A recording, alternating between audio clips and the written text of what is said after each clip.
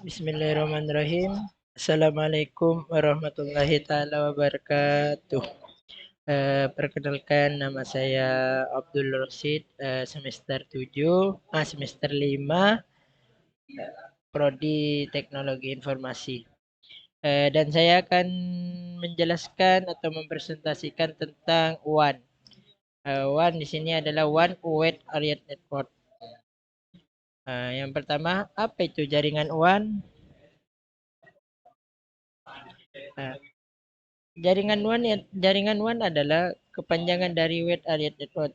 Jaringan ini biasanya digunakan di berbagai sektor seperti perkantoran, pendidikan, bisnis, dan lain sebagainya.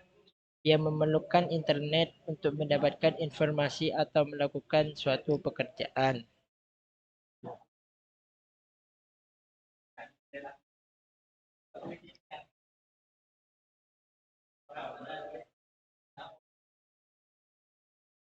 WAN sendiri berbagi menjadi beberapa contoh, mulai dari internet dan perusahaan internasional.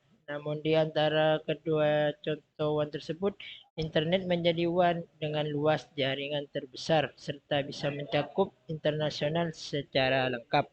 Tuh. Yang di sini ada perangkat jaringan WAN. Perangkat jaringan WAN.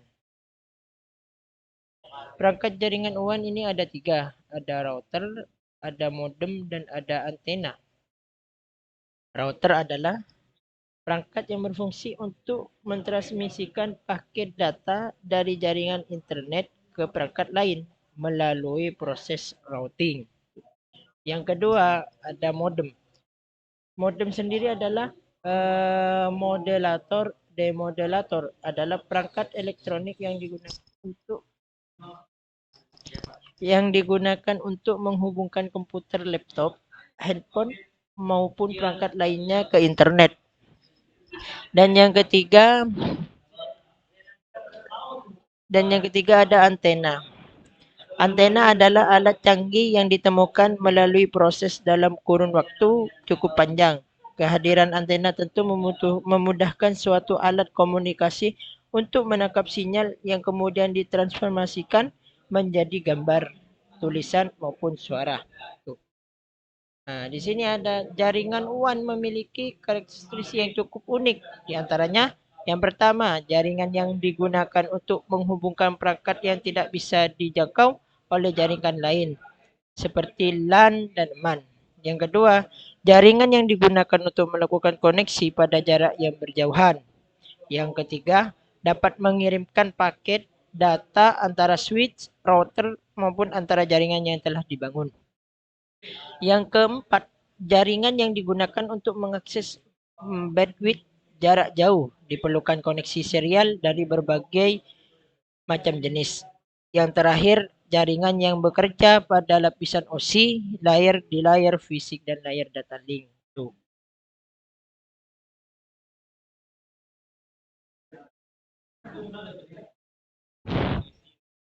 Nah, di sini ada fungsi WAN.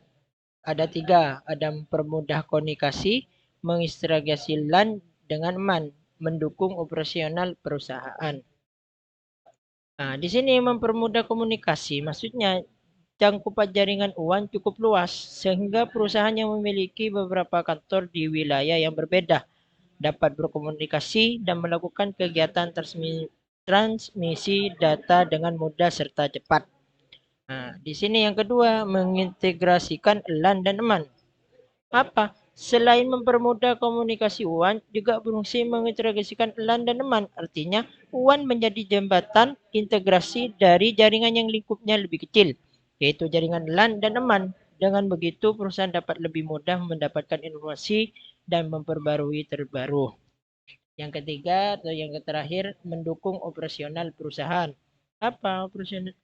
Mendukung operasional perusahaan. Fungsi lain dari jaringan WAN adalah mendukung operasional perusahaan. Dengan begitu, baik perusahaan nasional ataupun multinasional. Itu. Operasional perusahaan akan berjalan dengan lebih baik. Namun sebelum mendukung operasional perusahaan, perlu membangun jaringan yang sesuai aturan yang ada. Itu. Nah, di sini Ada cara kerja jaringan WAN, itu ada 3. Yang pertama, sebuah perusahaan akan memilih dan menempatkan satu komputer server untuk kebutuhan akses database yang dimiliki.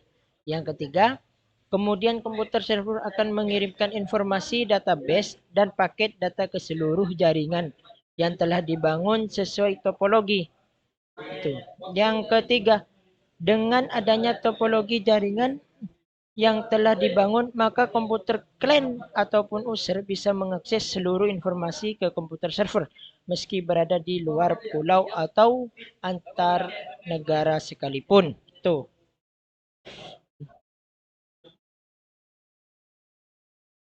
Di sini ada gambar seperti di sini ada gambar antara WAN antara gedung ke gedung yang lain gitu maksudnya. Ya. Di sini juga WAN mempunyai kelebihan seperti yang pertama tuh WAN memiliki kelebihan, 5 kelebihan. Yang pertama, digunakan untuk transmisi file, data dan resource dengan jaringan workstation. Yang kedua, dapat memperoleh informasi secara real time. Yang ketiga, dengan memanfaatkan koneksi workstation, jaringan WAN dapat digunakan untuk berbagai resource atau sumber daya.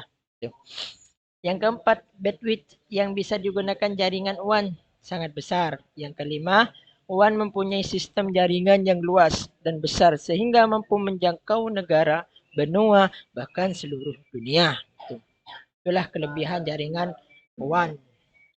Dan juga di sini ada kekurangan jaringan WAN.